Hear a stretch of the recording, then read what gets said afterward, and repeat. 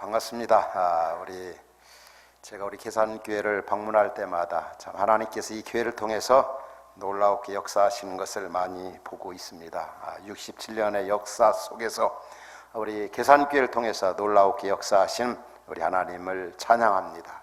이 아름다운 교회, 위대한 교회, 훌륭한 교회에서 사역하시는 우리 평신도 사역자라고 볼 수 있는 우리 구역장, 또 우리 권찰, 또 헌신 예배, 또 부족한 거 이렇게 초청해 주셔서 말씀을 전하게 되어서 굉장히 기쁘게 생각합니다. 많은 분들이 요즘에 건강한 교회, 좋은 교회, 아름다운 교회를 찾고 있습니다. 제가 흩어진 교회 이제 나가서 지금 두 번째, 처음에 한 것까지 포함하면 세 번째 예배 드렸네요. 근데 지난 주간에 충남 서산에서 어느 한 분이 저희 교회에 오셨어요. 어떻게 거기서 여기까지 왔느냐 그러니까 좋은 교회 찾아서 여기까지 왔다고 하더라고요. 또 그 외에도 제가 흩어진 교회 가니까 몇몇 분들이 좋은 교회 찾아서 여기 왔다고 그렇게 얘기하더라고요. 그분들의 말을 들어가면서 제가 이런 생각을 했습니다. 찾아온 거는 뭐 이렇게 감사하지요. 하지만 이 좋은 교회, 건강한 교회는 뚝 떨어지는 것이 아니라 그 교회를 좋은 교회 찾는 분이나 또 여기 앉은 여러분 한 사람 한 사람의 헌신과 수고와 땀과 눈물로서 좋은 교회가 탄생되고 아름다운 교회, 성경에서 말하는 교회가 나오는 거지. 그냥 보통 많은 분들이 좋은 교회를 원한다, 좋은 교회를 바란다, 이렇게만 생각하는 것 같아요. 오늘 특별히 구역장으로 헌신하는 우리 귀한 분들은 정말 좋은 교회를 지금까지도 만들어 왔지만 좋은 교회, 건강한 교회를 기대하지 말고 헌신과 희생과 기도로서 좋은 교회, 위대한 교회, 이 시대에 주님이 찾으시는 아름다운 교회를 만들어 갈 수 있기를 주의 이름으로 축원합니다. 특별히 오늘 이 한국교회 현실을 보면은 그런 얘기들을 많이 합니다. 성장이 둔화되어져 간다. 한국교회가 참 믿지 않는 세상 속에 보면은 끝물이다, 혹은 중병을 앓고 있다 등등 소극적으로 표현하는 그런 일들이 많이 있는데, 그러나 결코 그것만 아닙니다. 곳곳에 우리 계산교회 같은 그 아름다운 교회들이 있다고 하는 사실입니다. 근데 한국교회가 보면 그 많은 그 문제 가운데 소극적 측면을 생각하면은 이 21세기 고린도 교회와 같은 그런 교회들이 많이 있습니다. 무엇보다도 이 교회를 통해서 하나님 나라를 증시하고 하나님 나라를 구현해야 할 이 교회 공동체가 세상 믿지 않는 사람들이 볼 때는 자꾸 이 분열된 모습, 자꾸 세속화되어져 가고 물질화되어져 가고 인본주의화되어져 가고 너무 공리주의에 빠져지고 막 이런 현상을 보면서 믿지 않는 사람들까지도 오늘날 교회는 안 나오면서도 본질의 교회를 찾고 있다고 하는 사실이에요. 하도 한국교회가 싸움박질을 많이 하니까 어느 한 분이 거리에서 이렇게 두 사람이 싸움을 했대요. 제가 어디 가면 이런 얘기 자주 하는데, 그때 한 사람이 지나가면서 싸움박질하는 그 두 사람을 향해서 여보세요, 여기가 무슨 교회인 줄 아시느냐고. 그러니까 믿지 않는 사람들이 교회를 볼 때 싸움박질하는 그런 교회로 보거든요. 정말 교회가 하나됨 속에서 이 땅에 있는 믿지 않는 사람들이나 누구에게나 예수 그리스도를 보여주고 하나님 나라를 보여줘야 되는데, 결코 교회가 하나님 나라를 보여주지 못하고 천국 갈 것 같지 않은 삶을 살고 있다는 거죠. 우리는 누가 봐도 천국 갈 것 같다, 천국 갈 사람처럼 살고 있다, 이런 모습을 보여줘야 된다는 거죠. 그럴 때 교회가 날로들로 아름답게 부흥이 되고 좋은 교회, 건강한 교회가 될 수 있다는 거죠. 우리 한번 옆에 있는 식구들을 한번 바라보면서 천국 갈 것 같아요, 못 가실 것 같아요? 네? 아무리 생각해봐도 천국 못 갈 것 같은 분들이 많이 있을지 모르겠어요. 이게 구역장들의 누가 봐도, 특별히 가까이 있는 사람뿐만 아니라 믿지 않는 이웃들이 봐도 천국 갈 것 같은 모습으로 이 땅에 살아야 됩니다. 제가 32년 동안 교회 개척을 해서 이제 이렇게 아름다운 교회를 하나님의 은혜로 100% 일구었습니다. 그러다가 저희 교회에서 이제 부목사님들 중심해서 흩어지는 교회에서 이제 한 8번 하고 제가 9번째로 이렇게 제가 지난 12월 21일에 이제 교회를 이제 다 이렇게 원로직이나 또 교회를 사임하고 제가 흩어진 교회 이름을 지어가지고 지금 나가서 저 이제는 노예에서 현재는 무임 목사입니다. 그리고 저는 지금 개척교회 목사예요. 근데 제가 흩어진 이유 가운데 여러 가지 하나 중에 하나가 정말 주님이 기뻐하시는 교회를 세우고 싶어서. 근데 흩어진 교회 이상하지 이름. 흩어진 교회 말이에요. 근데 제가 3가지 의미가 있어요. 첫 번째는 무엇보다도 흩어진다는 의미는 통전적 선교적 공동체. 정말 주님이 가장 원하시는 소원이 있다고 한다면 이 땅에 있는 열방이 주께 돌아와 구원받는 겁니다. 그래서 선교적 그런 교회로서 가장 그런 것들을 우선시한다는 거예요. 우리 성경을 해석하고 이해할 때 선교학적으로 성경을 풀으면 틀림이 없어요. 창세기부터 요한계시까지 성경의 가장 큰 주제는 킹덤 오브 갓, 하나님 나라입니다. 모든 열방. 이스라엘 백성은 특권만 생각했지 하나님이 자신들을 택하시고 복을 주신 이유가 자신들만 위한 그런 걸로 착각을 했던 거예요. 못자리판 하면 이식을 해야 되잖아요. 이스라엘 백성들은 못자리판이었어요 원래. 그런데 이식하지 아니하고 여기가 조사오니 고인물이 되어지고 그럴 때 하나님은 그들을 버렸던 거예요. 하나님의 그 의도. 그래서 저는 가장 원하는 교회 존재 이유가 뭐냐? 선교 영혼 구원에 있다는 거죠. 이 일을 하지 않으면 교회 존재 이유가 없는 거예요. 물론 제가 32년 동안 저희 교회도 우리 계산교회처럼 아주 선교에 올인을 했어요. 그러나 더 저는 이쪽에 가장 올인을 하고 싶었어요. 그래서 우리 흩어진 화평 가족들은 정말 더욱더 선교적 삶을 살아간다. 그런 의미에서 흩어진 교회고, 또 한 가지 흩어진 교회 이름을 지은 이유는 우리 땅에서 나그네 의식, 순례자의 삶을 살자. 더 나은 본향을 사모하고 천국을 사모하고, 지금 말씀드린 것처럼 누가 봐도 천국 갈 사람처럼 그렇게 나그네 의식, 순례자의 삶을 살아가자. 그런 의미에서 제가 흩어진 교회. 또 한 가지는 흩어진 화평교회 아니에요. 선교적 삶, 나그네 의식을 가지고 살면서 무엇보다도 피스메이커, 화평케 하는 자로서의 삶을 살아가자. 오늘 우리 한국 사회를 보면 어떻습니까? 이 양극화 현상 얼마나 심각합니까? 뭐 보수, 진보, 뭐 남녀, 뭐 등등 얼마나 이 종교 간의 갈등 정말 갈 때까지 가고 있는 것 같아요. 이런 시대 속에서 우리 교회가 또 우리 크리스천들이 어떤 피스메이커의 중보자의 삶을 살아야 된다는 그런 의미에서는 바로 이름을 흩어진 화평교회로 지은 거예요. 우리가 이 아름다운 교회, 좋은 교회, 건강한 교회는 그냥 저절로 이렇게 세워지는 것이 아니라 여기 앉은 여러분 하나하나가 헌신과 섬김과 희생을 통해서 그 아름다운, 그래서 이 교회를 통해서 하나님 나라를 증시하고 하나님 나라가 구현되고 확장, 이게 하나님의 소원입니다. 이제 2020년 새해를 맞이했는데 우리 계산교회 성도 여러분, 정말 좋은 교회 더욱더 만들어서 우리도 이 교회 생활을 통해서 하나님 나라를 경험하고 믿지 않는 사람들에게는 정말 천국 갈 사람처럼 사랑한 모습을 구체적으로 보여주고 우리 하나님의 마음을 시원하게 되는 복된 성도 여러분들이 될 수 있기를 주의 이름으로 축원합니다. 오늘 저는 잠시 정말 좋은 교회, 건강한 교회, 아름다운 교회, 아무 할 말이 없는 교회 하나를 소개해드리고 싶어요.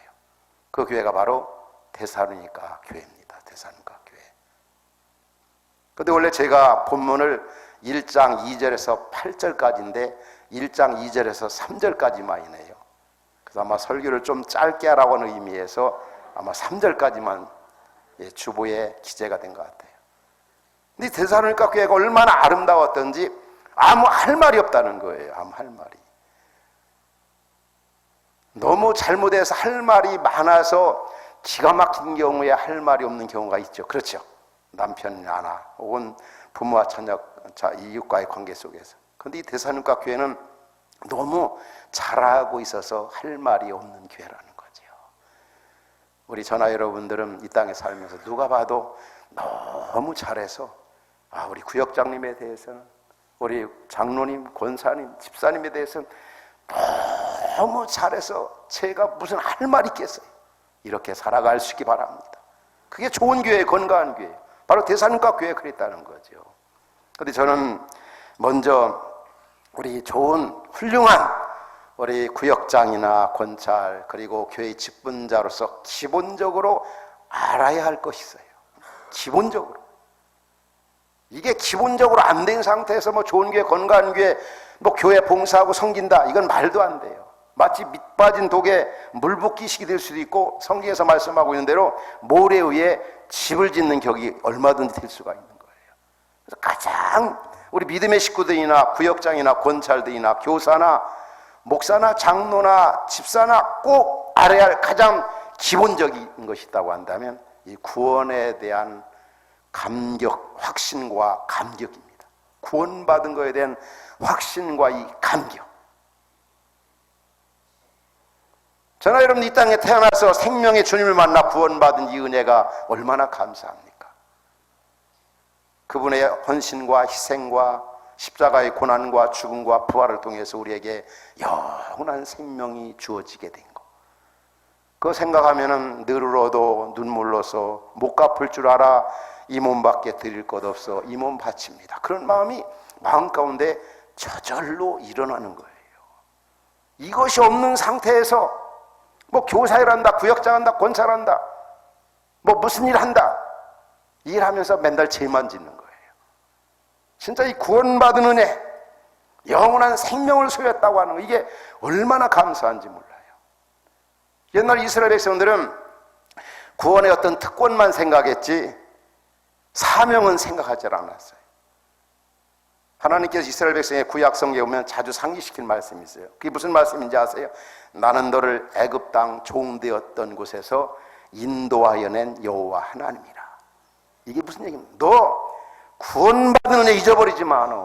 너 예수님 만나 영원한 생명을 소유한 거 너 잊어버리면 안 돼.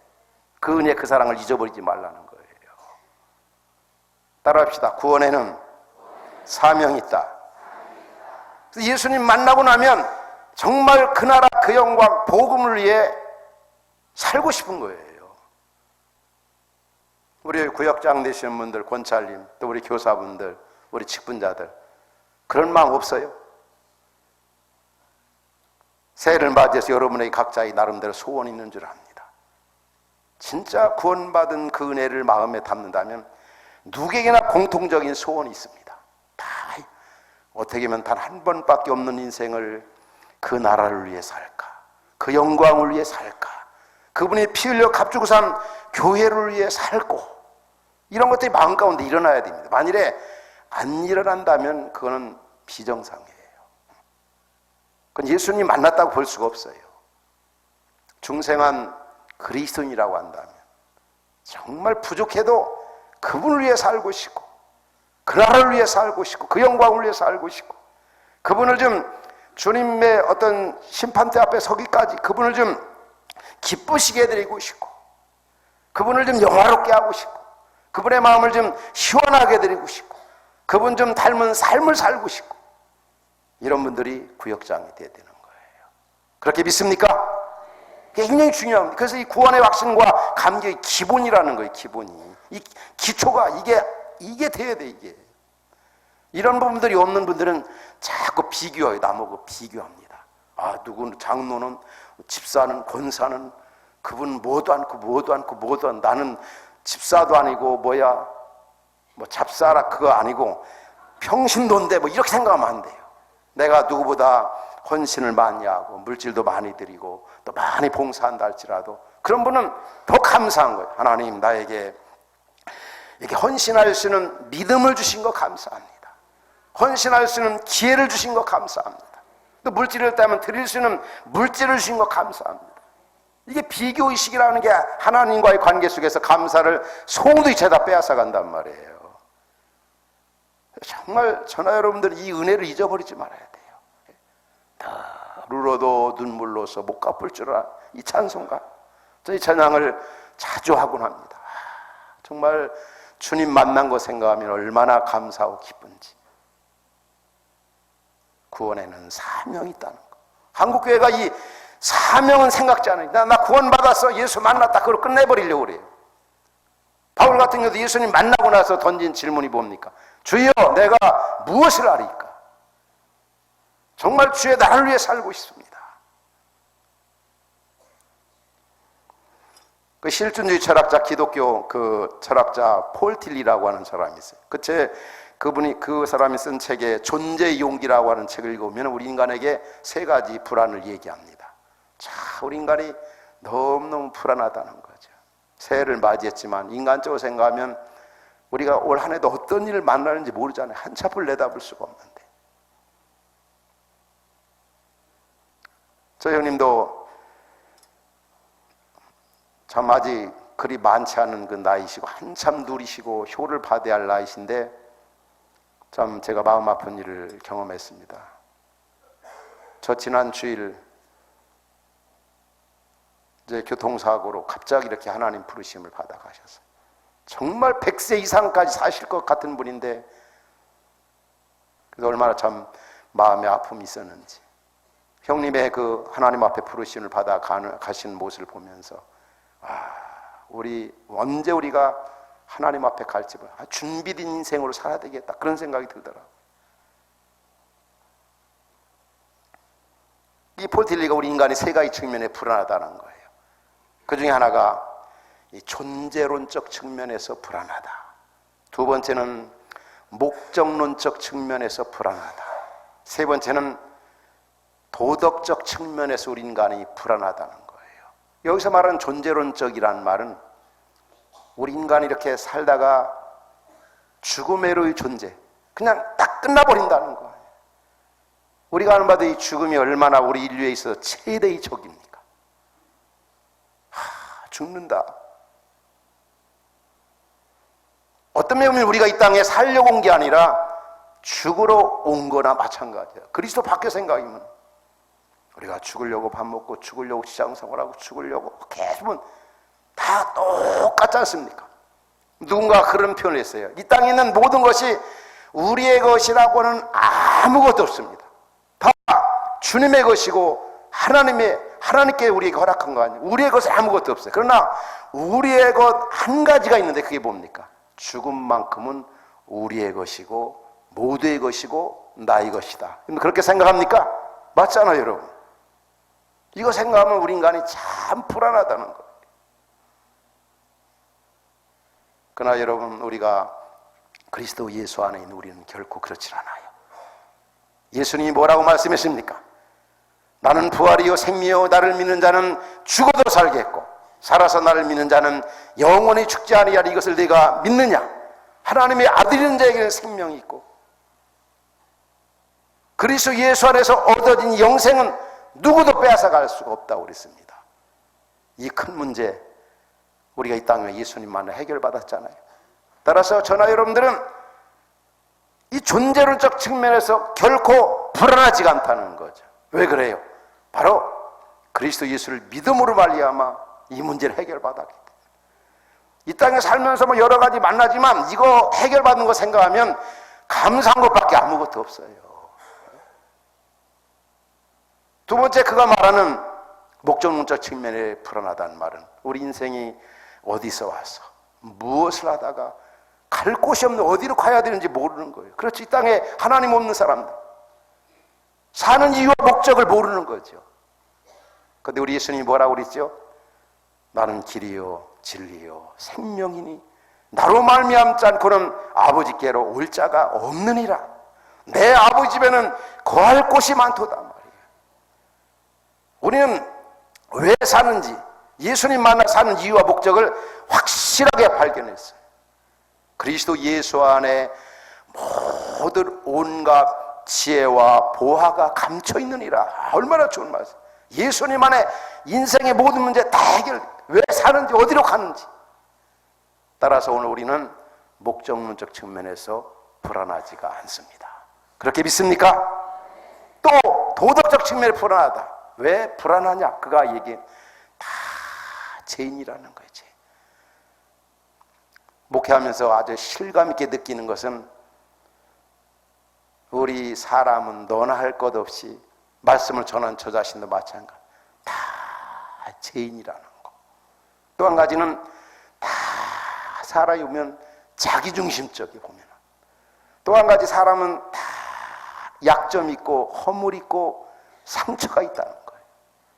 이게 인재론적 측면에서 사람을 보는 거예요. 그러다 보면은 사람에 대한 인간관계에서 긍휼한 마음이 되어져요. 솔직히 다 죄인이죠.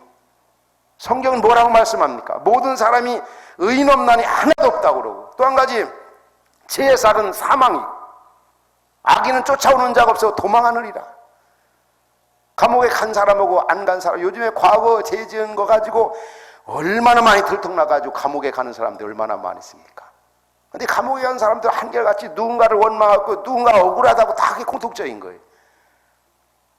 그러나 분명한 것은 그래요. 감옥에 간 사람과 가지 않은 사람과 차이가 있다고 한다면 하나님의 불 같은 눈으로 보면은 들키고 안 들킨 것 차이죠. 드러나고 안 드러나는 것 차이죠. 우리 죄송한 표현이지만 여기 서는 저나 또 앉아 예배하는 우리들과 그분들과의 차이는 우리는 안 들켜서 여기 앉아있고 간 분들은 들켜서 갔다. 그렇게 때로는 생각해도 그게 과언이 아닌 것 같아요. 이 하나님과의 관계를 파괴하고 사람과의 관계를 파괴하고 우리에게 불행을 주는 거.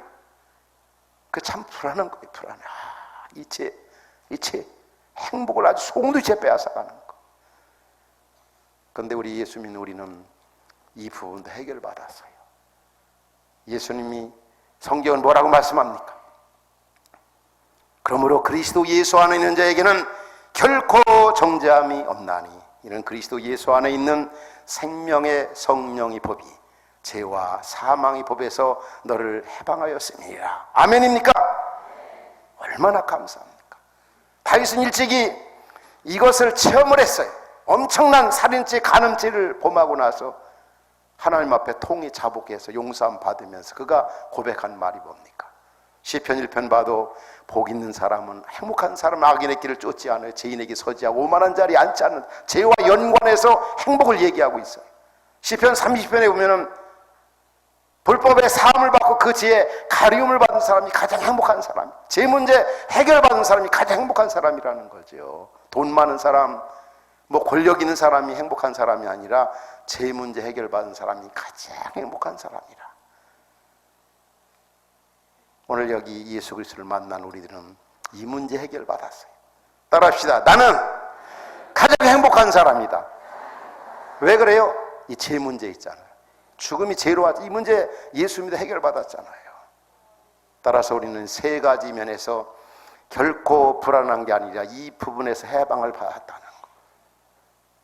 정말 우리 하나님의 그 사역을 맡아 감당하는 우리 모두는 이게 가장 기본이에요. 이게 안 되면요 맨날 교회가 문제가 많아. 시끄러워요. 자꾸 비교하고 말이야. 말 많고 막. 그러나 우리가 정말 이 존재론적 측면에서 목적론적 측면, 도덕적 측면 이런 부분이 다 해결받은 거 생각하면은 그냥 감사하고 기쁘고 거기에 새로운 힘이 나오고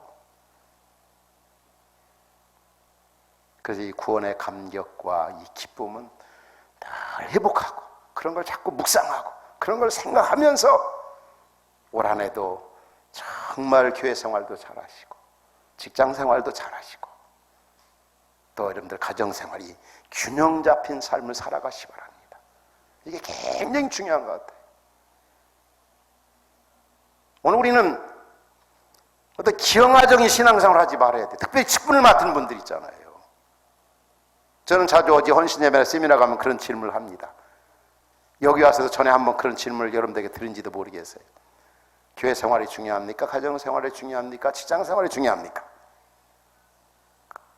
어느 게 더 중요합니까? 여러분들 대답이 뻔합니다. 뭐죠? 다 중요합니다. 또 어떤 분은 교회 생활이, 어떤 분은 가정 생활이, 그런데 대부분이 직장 생활이 제일 중요하다고 하는 분들은 거의 없을지 몰라요. 그런데 이렇게 다 보면 좋아요. 다 잘해야 되고 다 중요한데 우선순위를 지켜나가는 게 굉장히 중요하다. 주일날 같은 경우는 교회 생활이 가장 우선이죠. 또 주간 중에는 가정과 직장 생활. 근데 자꾸 한국교회는요, 이원론적으로 생각하고 기형아적으로 생각해 보냐. 정말 하나님이 주신 삶의 현장에서 그것도 하나님이 주신 일터거든요. 하나님의 통치가 비치는 그런 곳이에요. 그럼 직장 생활도 세상 일이고 육체적인 일이고 썩을 일이고 없어질 일이 아니라는 거예요. 근데 한국교회, 우리 계산교회 장로님들은 그런 기도는 안 하실 줄 알아요. 하나님, 지난 엿새 동안에 썩을 일, 육체적인 일, 없어질 일만 하다가 오늘 거룩한 주일날 주 앞에 나와 예배하게 하시니 감사합니다. 그게 맞는 말 같지만 거기에 아쉬움이 있죠. 여러분들이 주일날 하루 종일 여기서 아침부터 저녁까지 예배하고 찬양하고 뭐 여러 가지 부엌에서 주방에서 봉사하고 주차하고 교사로, 그래도 얼마든지 주님의 날 주님의 교회에서 일을 해도 얼마든지 세상 일이 되고 육체적인 일이 되고 아름답지 못한 일이 될 수도 얼마든지 있어.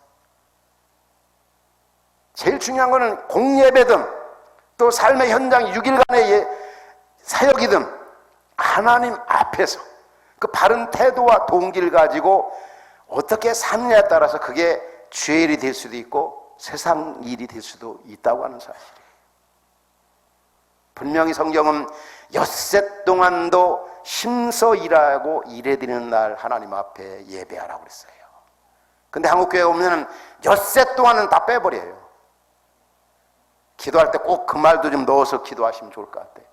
엿새 동안에 힘써 일하고 일해드리는 주일날 하나님 앞에 영과 그리스도로 예배하고 하나님이 한 주간 우리를 통해 하신 일에 대해서 감사하고 또 오실 그 하나님 나라를 대망하며 준비하는 복된 날 되어지게 하옵소서. 왜? 우리가 구원받은 하나님의 자녀이기 때문에. 감히 저는 우리 계산교회 특별히 중직자들, 우리 구역자님들 정말 세상에서도 인정을 받는, 저분들 보니까 진짜 예수님이 구원자시구나, 저분들 말과 행동을 보니까 진짜 천국이 있는가 보다, 그렇게 살아가시기 바랍니다. 그게 참 중요한 것 같아요. 이게 구원받은 자들의 삶의 자세예요. 오늘 본문에 보면 그 대사님과 교회를 소개할 때 너의 4절에 보면 그런 말씀이 있어요. 너의 택하심을 아노라 그랬어요. 너가 진짜 구원받은 거, 내가 중생한 거, 너 천국 갈 거 확실하다는 거예요. 바울은 데살로니가 교회 성도를 보면. 왜 그러냐? 3절에서 말하고 있는 대로 믿음의 행함이 있었고 사랑의 수고가 있었고 소망의 인내가 있었기 때문에 구원받은 내 사랑 생각하고 정말 우리 삶 속에 이렇게 아름다운 열매를 맺어서 우리 주님을 영화롭게 하는 우리 구역장님들 또 우리 계산교회 성도 여러분들이 될 수 있기를 주의 이름으로 축원합니다. 또 한 가지가 있습니다. 특별히 교회 중직자들이나 직분을 맡은 분들은요, 진짜 이 교회가 뭔가를 알아야 돼요. 교회가 수십 년 교회를 섬긴다고 하면서 또 교회 다닌다고 하지만 교회가 뭔가를 모르고 자꾸 교회를 섬기다 보면은 하나님 앞에도 영광이 안 되고 주변 사람들에게도 덕이 되지 않는 경우가 많이 있습니다. 여러분 잘 아시겠지만 성경은 한 번도 건물을 교회라고 말하질 않아요. 한 번도 어떤 숫자를 교회라고 말하질 않아요. 어떤 제도나 전통을 교회라고 성경은 말하고 있지 않아요. 예수님이 정확하게 교회를 정의해 줬잖아요. 마태복음 18장 20절에 보면은 바로 두세 사람이 모인 곳에는 내가 그들 중에 있느니라. 두세 사람, 내가 교회다기보다도 구성원이 모여서 두 사람, 그게 바로 교회라는 거예요. 우리가, 복수로 우리가 교회입니다. 교회. 그래서 교회를 가장 이상적 표현하는 그 단어가 있다 한다면 이 지체 개념으로 보는 거예요. 지체 개념으로. 우리 몸에서 제일 높은 지체가 뭐죠? 높고 낮음이 없죠. 보이는 부분과 보이지 않는 부분. 교회도 우리가 그렇게 봐야 돼요.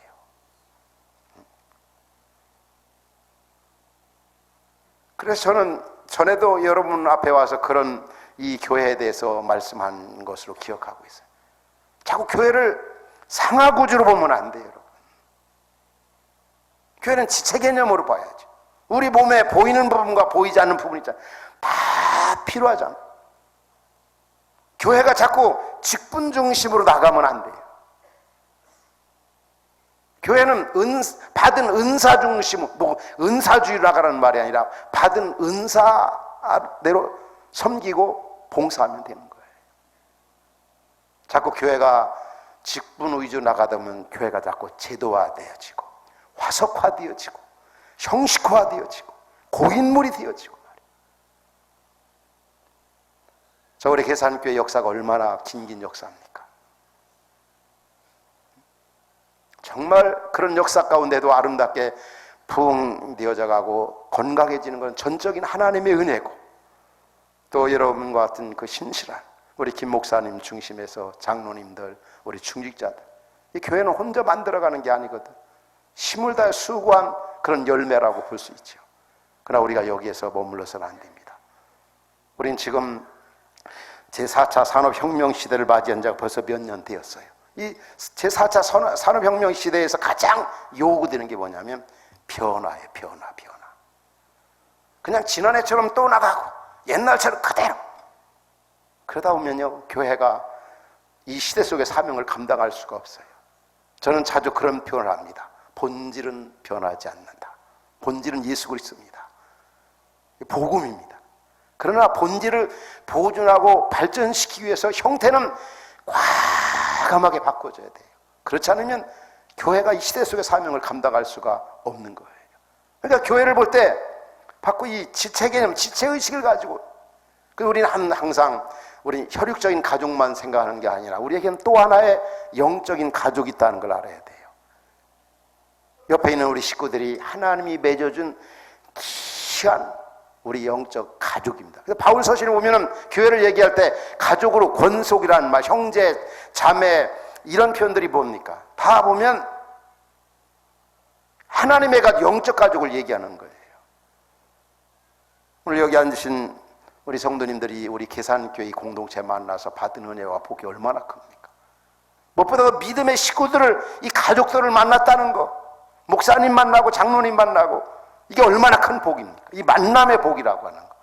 더 중요한 건 예수님 만난 게 최고 복이지만 그 안에서 이렇게 맺어진 거 있잖아요. 그래서 우리가 이 교회를 섬겨나갈 때 이 가족의식을 가지고 교회 섬기는 게 얼마나 중요한지 몰라요. 지체의식, 가족의식, 형제의식. 한번 따라합시다. 지체의식, 가족의식, 형제의식, 한몸의식, 공동체의식. 이게 정말 중요한 거예요. 오늘 옆에 있는 식구들과 우리 사이는 보통 사이가 아니에요. 예수님 피부치들이고 예수님 사이라는 걸 잊지 말아야 돼요.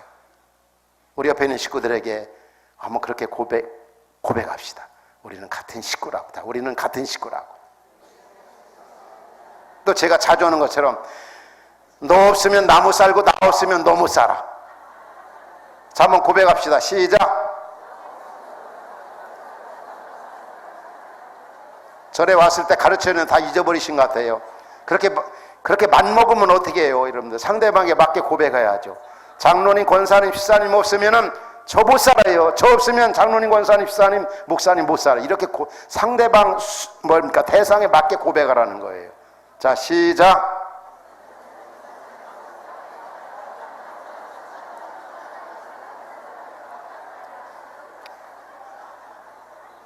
여러분들이 이런 의식을 가지고 교회를 섬기면은 옆에 있는 식구들이 다 사랑스럽게 보여요. 그렇게 믿습니까? 같은 식구들이잖아요. 우리는 영원한 천국까지 갈 고환학을 같이 하는 이 믿음의 식구들을 만난 거 얻은 거 있잖아요. 얼마나 감사합니까? 귀한 분들인 거예요. 그래서 여러분들이 교회를 섬겨 나갈 때 옆에 있는 집사님이나 권사님, 장로님, 우리 같은 식구들, 예수님 한 피바다 한 몸이 이룬 형제고 자매고 같은 식구들이단 말이에요. 그게 굉장히 중요한 것 같아요. 그런데 자꾸 보면 교회 가서도 이 세상적인 어떤 그런 구조로 누가 높고 그 다음에 누구고 뭐 또 서열을 생각하고. 여러분, 예수님은 그렇게 목회하지 않으셨어요. 예? 성경에서 말하는 교회, 주님이 세우셨던 교회, 분명히 성경은요 지체 개념으로 가족 개념으로 얘기하거든요. 그런데 자꾸 이 교회들이 그런 제도주의에 빠지고 형식주의에 빠지고 말이에요. 그러니까 막 굉장히 신령 같아도 물질주의나 이 세속주의, 인본주의가 얼마나 한국교회 안에 판을 치는지 몰라요. 너무 세상과 비슷하게 나가는 거예요. 분명히 우리는 성도라는 이름이 구별된 백성이잖아요. 저는 이런 얘기하면 옛날 개척 때 생각이 나요. 32년 전에 제가 옆에 상가 조그맣게 부엌을 만들어 가스레인지를 구입해서 청계천에 가서 그 유명한 린나이 가스레인지를 제가 사왔어요.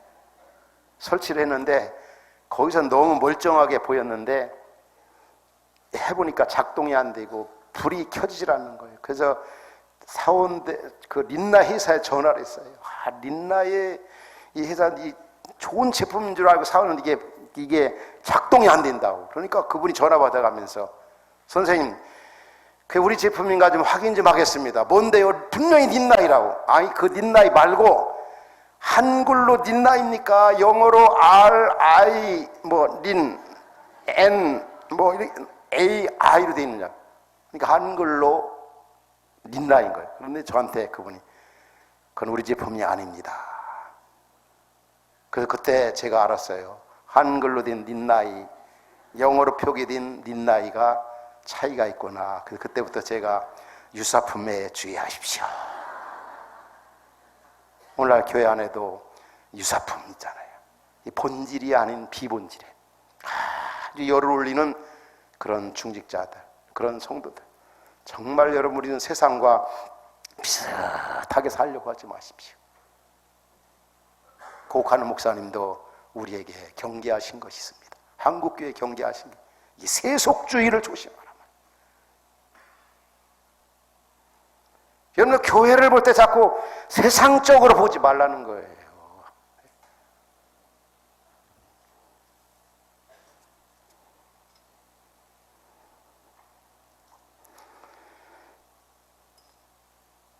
저에게 주어진 시간이 거의 시간이 된 것 같습니다. 이 데살로니가 교회 정말 아름다운 교회입니다. 그래서 바울은 데살로니가 교회를 생각할 때마다 감사했어요. 우리 김태일 목사님이 여러분을 생각할 때마다 감사할 수 있는 대상이 되시기 바랍니다.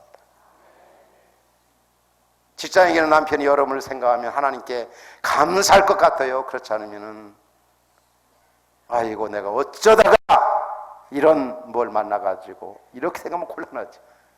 우리 믿음의 식구들은 목사님뿐만 아니라 누군가가 옆에 있는 식구들이 누군가 나를 생각할 때 감사한 생각이 들도록 그렇게 끝내주게 신앙생활 하시기 바랍니다.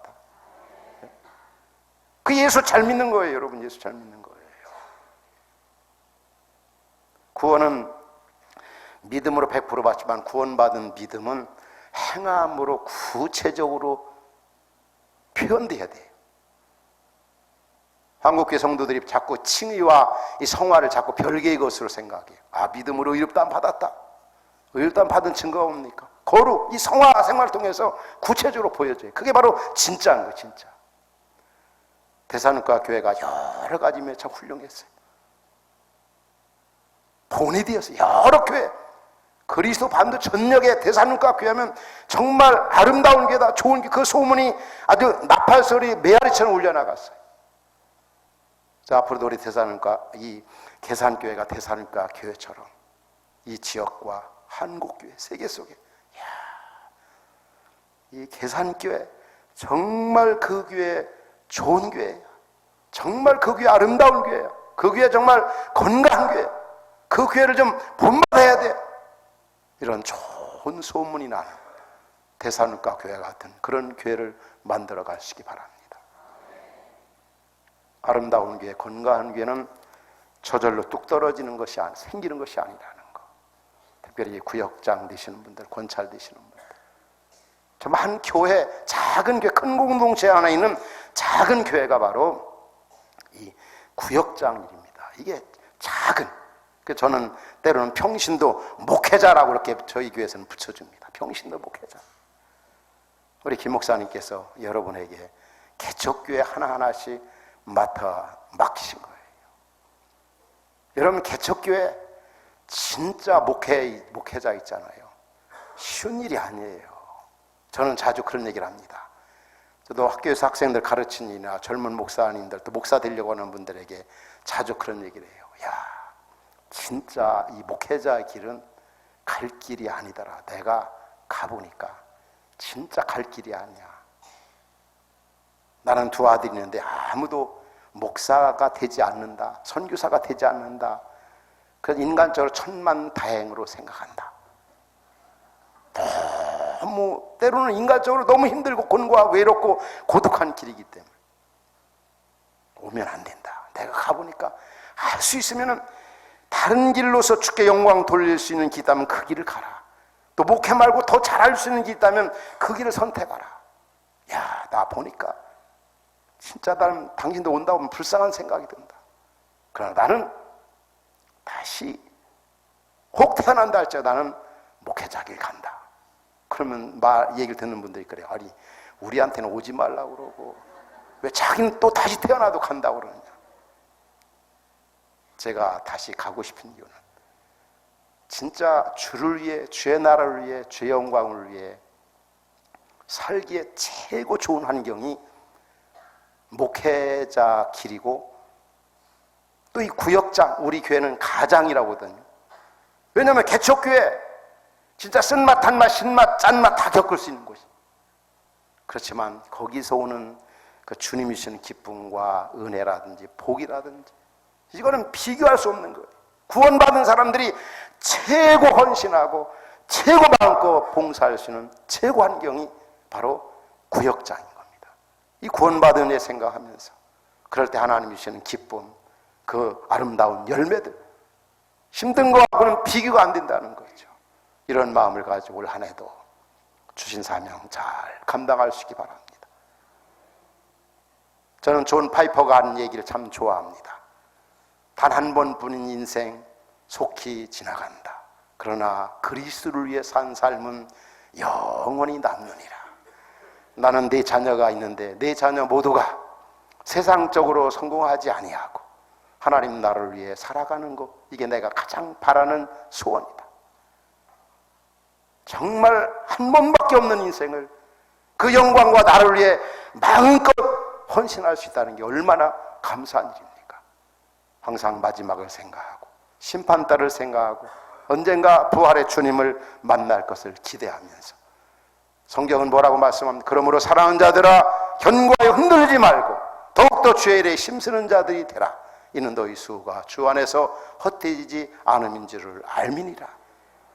그 나라를 기대하면서 올 한 해도 주님의 능력을 힘입어 주신 사명 잘 감당해서 주님이 기뻐하시는, 이 시대 주님이 찾으시는 우리 계산교회 이 아름다운 공동체를 만들어가는 일에 특별히 구역장분들, 권찰분들 우리 모두가 최선을 다해 수고하는 그런 은혜가 있기를 주의 이름으로 축원합니다. 하나님 아버지, 67년 동안 계산교회를 통해서 놀라웠게 역사하신 하나님을 찬양합니다. 이제 2020년 새해를 맞이했습니다. 구원받은 저들에게 또 하나님께서 헌신을 요구하시는데, 내가 여기 싸우니 나를 보내소서. 정말 대산과 교회와 같은 아름다운 위대한 공동체를 만들어가는 일에 특별히 구역장, 권찰 우리 모두를 사용하여 주옵소서. 그래서 우리 계산교회가 이전의 영광보다 앞으로 영광이 더욱더 커지게 하시고, 이 교회를 통해서 주님이 하시고 싶은 일들을 마음껏 행하여 주옵소서. 아무 할 말이 없는 아름다운 교회로 계속 성장 성숙해져 가게 하여 주옵소서. 예수님의 이름으로 감사하며 기도하옵나이다. 아멘.